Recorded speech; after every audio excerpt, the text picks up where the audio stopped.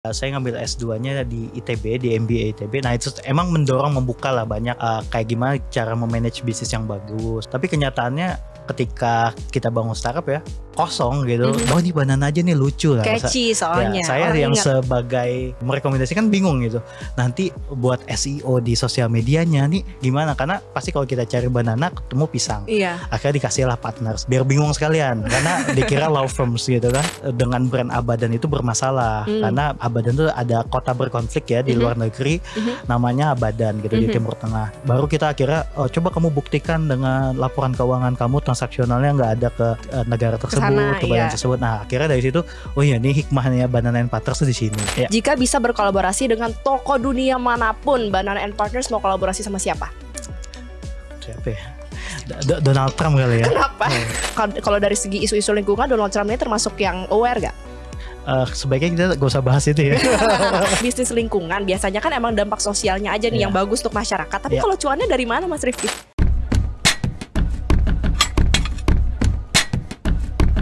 Hai Sobat Medcom, kembali lagi di podcast Gak Pakai Ordal. Kali ini bersama saya Valerie Budianto. Nah di episode kali ini sangat menarik karena kita akan mendatangkan inovator yang pastinya masih muda, lalu juga memiliki bisnis yang kali ini menarik nih. Fokusnya di bidang lingkungan, ada pengolahan limbah, energi terbarukan, gimana cara menjaga lingkungan di Indonesia.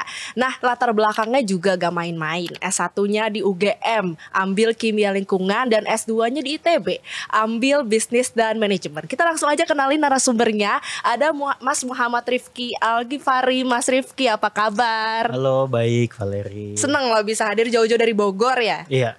Senang juga kita hujan-hujan ya. Di Bogor mungkin mengirim banjir ke sini, kita bisa main ke Jakarta. Bisa main ke Jakarta, jadi lewat aliran air ya Mas ke sini.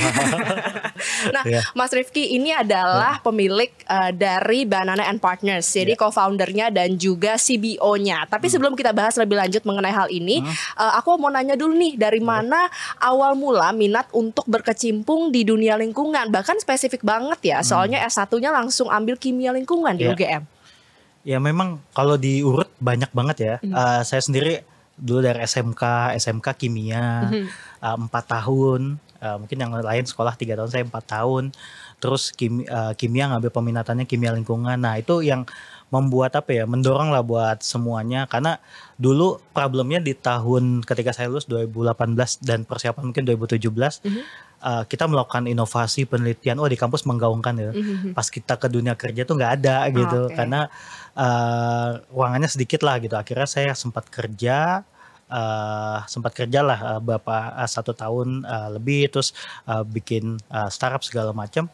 Nah akhirnya barulah terbuka gitu. Oh ternyata kita punya peluang. Nah di situ sebenarnya ketertarikannya. Oh ternyata kita lebih banyak ketika explore, dan ketika saya mulai bisnis itu ada momentum-momentum yang pas lah. Kayak misalnya terkait inovasi lingkungan, terus isu-isu karbon tuh lagi naik. Nah makanya kita sebagai orang yang mungkin terjun di awal, jadi punya knowledge lebih dan juga peluang yang lebih sih. Kita rasa ada opportunity di situ. Berarti emang karena dari sekolahnya dulu SMK juga udah ngambil kimia lingkungan, terus juga jago ya, sukanya kimia dari dulu. Aku bisa pingsan kayak kalau mau belajar kimia. Nah, dan kalau misalnya kita lihat juga, sebenarnya Mas Rifki nih dari LinkedIn-nya nih ya, aku stalk itu masih under 30, masih muda banget, tapi jabatannya udah fantastis Sobat Medcom, yaitu co-founder dan juga CBO. CBO itu adalah Chief Business Officer. Nah, belajar bisnisnya dari mana dan sama siapa Mas Rifki?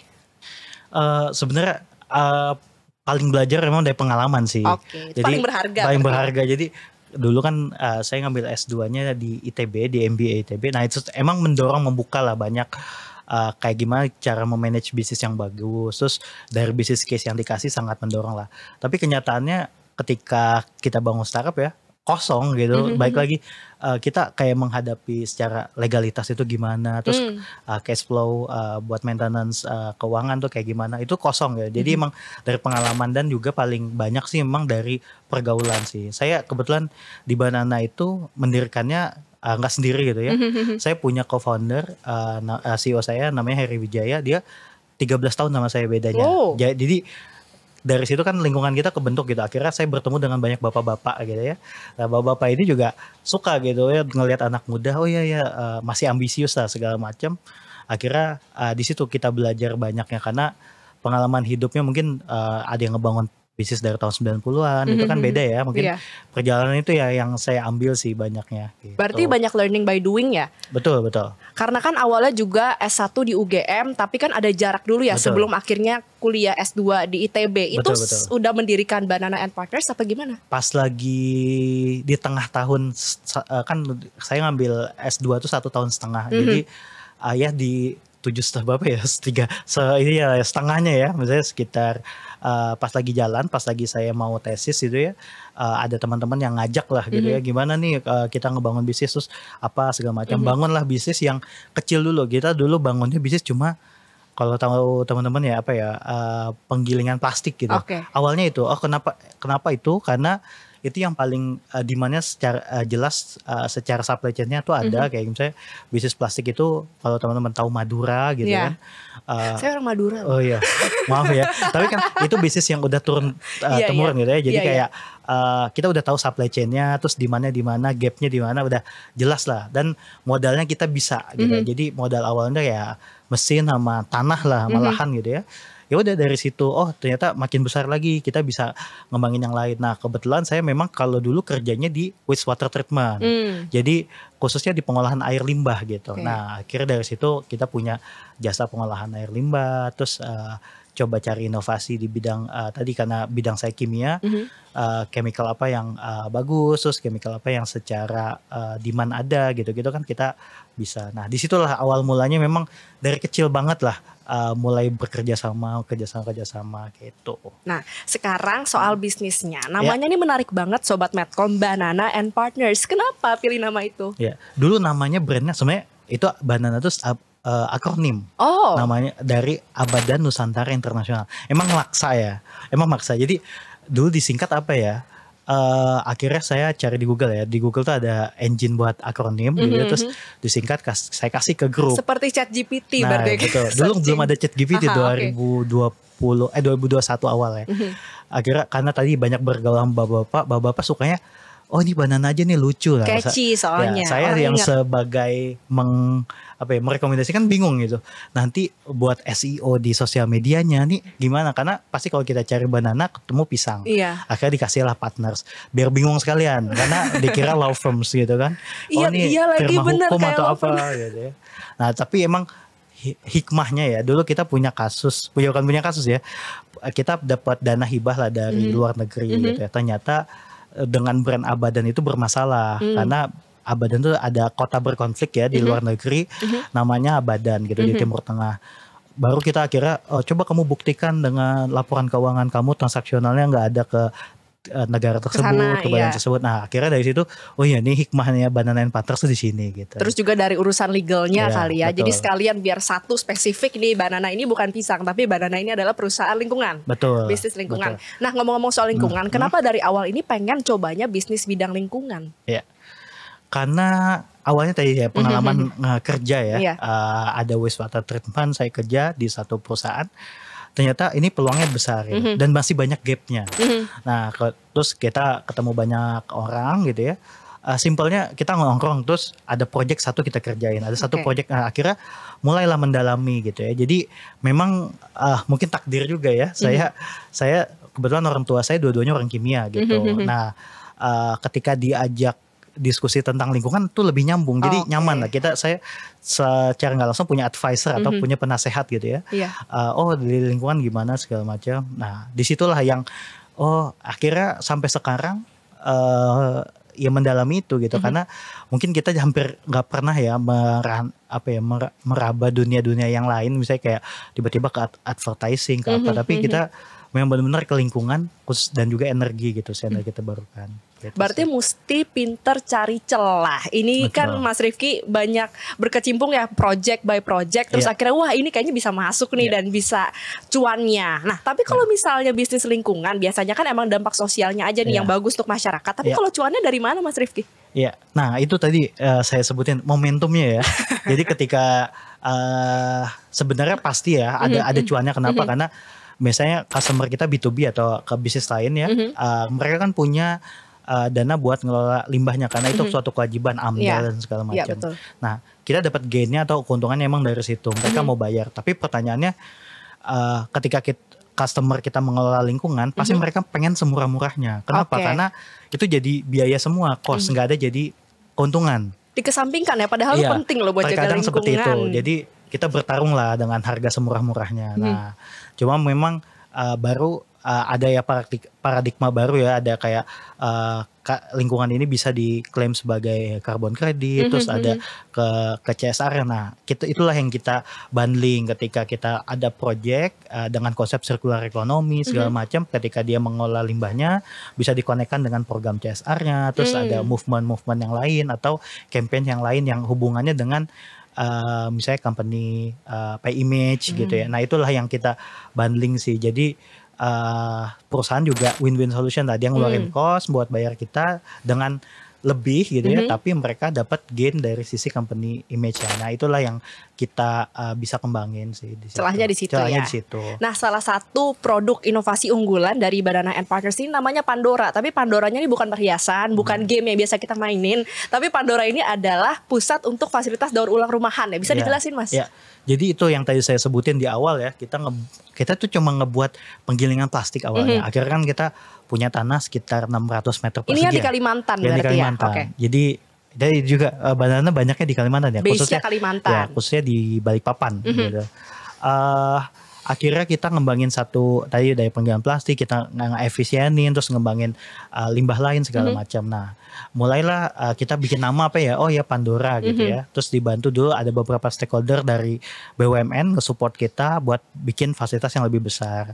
Nah, tapi lambat laun sih memang kita ada penyesuaian juga di bisnis modelnya. Kayak lambat laun kan orang juga berpikir ya, bayar sampah emang bagus gitu ya secara bijak.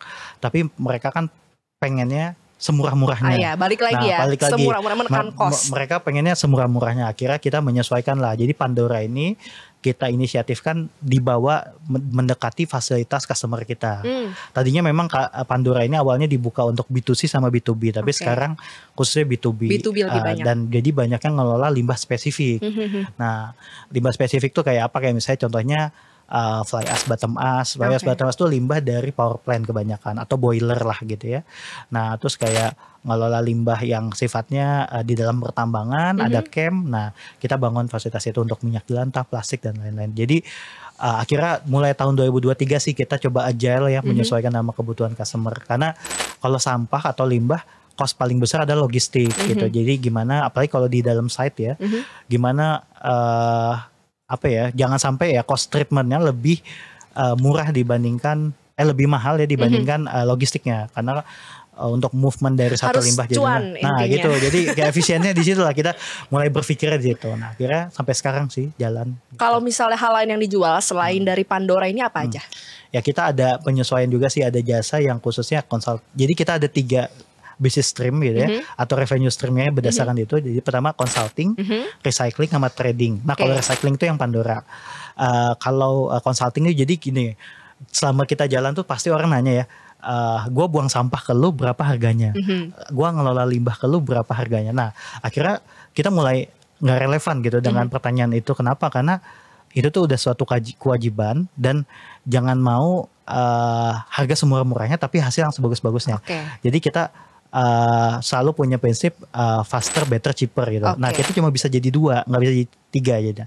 Nah, kalau kita semurah-murahnya nggak bisa, kita ya harus bagus sama harus lebih cepat. Nah, akhirnya ciptain lah bisnis stream itu consulting. Nah, consulting itu bukan artinya mereka consult bayar duluan, tapi lebih kita bisa ngefasilitasin apa yang mau selesaikan gitu ya.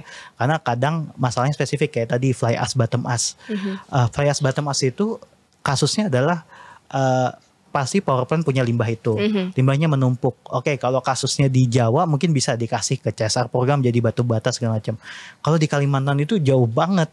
Bahkan mungkin bisa 14 jam dari kota, jalannya becek segala macam. Nah, itu mereka punya kendala itu. Nah, gimana cara mereka konsult ke kita kita teliti ya, maksudnya risetkan terkait produknya, kita uji lab segala macam, baru kita kasih kompleks pre-feasibility studies buat dia bisa nego ke BOD segala macam. Barulah jadi satu bisnis model yang menguntungkan kita, dia bayar ke kita, dia juga bisa mempropos bisnis baru atau solusi baru ke perusahaan. Nah itulah consultingnya di situ. Nah kalau trading ya kita menjual dari barang recycling itu atau hasil dari consulting itu. Oke, berarti gitu ada sih. 3 ya, 3 betul. model produk jasa yang ditawarkan oleh Banana and Partners. Nah dari tadi kan kita banyak pakai istilah sulit nih, ada SDGs, ada energi keberlanjutan, ada juga ekonomi sirkular. Nah bisa dijelasin gak sih secara sederhana apa makna di balik kata-kata tersebut? Iya. Kalau hal-hal itu kan memang lagi booming banget ya, ESG. Kalau ESG ya emang movement yang ekonomi sosial and governance dari sebenarnya secara sekarang company sudah ditekan gitu ya, terkait keterbukaan dia mendorong bukan sejahtera secara ekonomi aja, tapi sosial dan governance-nya secara keterbukaan kayak dari internal perusahaan tidak ada misalnya contohnya kasus-kasus pelecehan atau apa itu bisa diungkapkan gitu. Nah ESG juga ada reportnya. Nah itu yang bentuknya biasanya bahkan connect ya kalau perusahaan-perusahaan yang udah TBK atau IPO itu udah ada IDX bahkan kalau sekarang tuh ada IDX Carbon. Nah salah satu IDX Carbon tuh juga mengungkap ESG report segala macam. Nah tapi istilah-istilah itu ya yang kita nggak memainkan, tapi emang itu udah harus dipahami gitu. Ekonomi sirkular kan sebenarnya gimana kita memanfaatkan suatu barang atau produk semaksimal mungkin lah gitu. Kayak contohnya plastik tidak selesai dibuang ya, tapi bisa didaur ulang atau ketika kayak sampah kresek bisa didaur ulang menjadi apa untuk nilai tambah. Nah itu namanya ekonomi sirkular. Itu sih yang sebenarnya mohon maaf ya kalau bahasa-bahasa kelihatan tinggi, tapi itu memang di dunia yang lingkungan itu cukup familiar sih. Tapi sebenarnya isu lingkungan belakangan ini udah mulai ngehits loh Mas, apalagi di kalangan anak muda sudah banyak yang menggalakkan untuk menjaga lingkungan, termasuk saya salah satunya. Dulu saya nggak terlalu peduli lingkungan, tapi sekarang saya merasakan dampaknya, kayak ini panas banget, tiba-tiba panas, tiba-tiba hujan, jadi oh my god, this is global warming, aku harus benar-benar gimana caranya ikut menjaga lingkungan. Tapi kalau sejauh ini dari pandangan Mas yang memang berkecimpung di dunia bisnis lingkungan, apakah anak muda ini sudah cukup peduli dengan isu ini atau masih ada tantangan yang harus ditingkatkan? Iya. Kalau kepedulian sangat jauh ya. Saya ngebandingin sama saya dunia pas kuliah gitu ya. Mungkin karena paparan ini juga sih kayak kesempatan buat belajarnya semakin banyak. Kayak sekarang itu mahasiswa lebih mudah untuk bisa exchange ke luar negeri ataupun misalnya yang dari luar Jawa bisa ke Jawa, segala pertukaran pelajar itu juga ngedukung gitu. Kenapa? Karena harus diakuin juga paparan edukasinya terpusat di Jawa tuh. Climate change dan lain itu semua. benar adanya gitu sih. Kayak misalnya di Jawa itu lebih secara edukasi lebih ini. Nah, ya kalau dilihat ya sangat jauh sih dibandingkan saya dulu, tapi apa ya, nggak ada titik pasnya. Jadi memang harus bertambah terus, orang semakin peduli itu semakin bagus gitu ya. Ya mungkin ada satu ketika mungkin mahasiswa kecewa juga ya misalnya, atau orang udah belajar susah-susah tentang climate change, ternyata pekerjaannya nggak ada. Nah tapi kalau saya semakin kesini ya, sebenarnya peluangnya makin banyak. Kenapa? Karena dari perusahaan itu semakin aware ada bagian sustainability ininya sustainability officer bahkan namanya. Terus ada orang contohnya HSE itu udah spesifik juga fokusnya ke sustainability. Terus NGO luar pun banyak sebenarnya yang membutuhkan tenaga-tenaga khusus untuk climate change itu karena Indonesia ini juga jadi target yang menarik ya untuk dibantu oleh NGO, karena mungkin punya gap yang cukup jauh, apalagi di daerah mungkin di luar Jawa. Jadi mereka juga senang gitu ngebangun Indonesia ini mulai dari dasar kayak edukasi, terus teknologi buat yang soft buat climate change, termasuk ke investor-investor yang di bisnis sih gitu. Jadi ada matriksnya, kalau ESG itu nilainya mungkin lebih plus lah gitu. Berarti opportunity kerjanya sebenarnya banyak. Jadi kalau emang yang benar-benar cinta banget nih sama lingkungan, boleh masuk jurusan kimia lingkungan. Nah, nggak promosi juga ya. Promosi sekalian. Nah, Mas, ini kan sebenarnya isu lingkungan tuh banyak ya. Dan menurut Mas Rifki sendiri, ini sebenarnya apa isu yang harus menjadi prioritas utama? Ya, sebenarnya tanggung jawab kalau di SDGs ada namanya responsible consumption gitu ya. Jadi nomor 12 misalnya. Jadi sebenarnya yang paling adalah bertanggung jawabnya sih dari apa yang dikonsumsi, apa yang digunakan. Karena kita lihat sih sebenarnya limbah ataupun pemanasan global kan karena aktivitas yang kita buat juga, khususnya industri ya. Jadi sebenarnya ya tanggung jawab dari mereka. Jadi jangan melihat lagi satu kesatuan biaya gitu ya, tapi emang harus jadi satu kesatuan. Ini bisa dampaknya seperti apa? Kayak misalnya kita ngebuat ngebuat satu produk lah gitu, kayak produk misalnya kursi gitu ya. Nah sebenarnya kan kursi itu ada kita diurut lah gitu ya. Ini kursi ini dari kayu itu dari mana? Nah itu sebenarnya tanggung jawab mereka ketika menggunakan kayu segala macam tuh kayak gimana? Nah itulah yang sebenarnya perlu digali, dan saya rasa sih sebenarnya kalau saya tuh banyak banget terinspirasi ketika main-main ke luar negeri gitu. Jadi dari sisi founder di Banana juga kita selalu menekankan setahun minimal sekali kita jalan-jalan keluar. Harus ya, jadi kita melihat gimana di sana. Betul. Nah ketika waktu itu saya ada kesempatan ke Taiwan gitu ya, sekitar 5 harian. Nah kita tuh di sana tuh sangat aware gitu ya terkait gimana ada namanya CBAM gitu, carbon boundaries. Terus saya juga mikir, saya orang paling bodoh kayaknya di forum ini ya. Mereka tuh sangat familiar, kita harus bikin ESG report, harus bikin namanya life cycle assessment supaya kita bisa ekspor. Kenapa? Karena mereka kalau ada nilai batas gitu ya, kalau misalnya sangat menghasilkan banyak emisi satu produknya, itu nggak boleh diekspor, sedangkan mereka pasarnya ekspor semua. Nah sebenarnya tetap sih ada tuntutan ekonomi sih dalamnya. Nah dari situlah kita belajar sih banyaknya tuntutan sebenarnya terkait masalah-masalah itu gitu sih. Berarti sesimpel tanggung jawab. Kalau misalnya mungkin Sobat Medcom ini bingung gimana tanggung jawab kita buang sampah tuh pada tempatnya. Sesimpel itu, belajar tanggung jawab dari situ aja. Nanti baru kita kalau itu bisa dijalanin kita ke yang selanjutnya. Nah kita akan masuk ke segmen namanya rapid question. Jadi saya akan tanyakan pertanyaan secara cepat, Mas Rifki menjawab ya. Nanti kalau bisa saya penasaran, suka-suka saya nanti tanya kenapa. Semoga gak penasaran ya. Semoga kadang rapid question kadang ngawur. Gak apa-apa, ini kan bidangnya dari Mas Rifki. Oke, untuk rapid question yang pertama Mas Rifki, jika tidak di bidang lingkungan, Mas Rifki mau di bidang apa bisnisnya? Apa ya? Kalau bisnis, keuangan kali ya. Kenapa itu? Ya karena ada uangnya. Balik lagi semuanya cuan-cuan. Ya nggak tahu sih, lebih ngelihat banyak peluang aja sih, karena kayaknya di bidang keuangan salah satu yang menarik gitu sih. Oke. Terus untuk pertanyaan selanjutnya, rapid question, satu hal yang Mas Rifki lakukan untuk riset pikiran pada saat stres, mental health-nya gimana? Main PS sih. Main PS, berarti hobinya main PS. Ya kadang main PS sih sebenarnya, main bola sih. Jadi kadang kan mungkin saya punya anak ya, jadi anak kadang nangis, terus istri gini, terus saya tutup kamar, tiba-tiba main PS aja gitu. Ya udah, itu riset pikiran lah, karena kan mungkin tiap hari udah kerja, terus banyak yang diurus. Lihat limbah lagi kan tiap hari yang dikelola. Gitu. Terus ketemu manusia laki-laki semua gitu. Jadi di lapangan tuh ngobrol sama laki-laki. Berarti Banana and Partners harus hire wanita.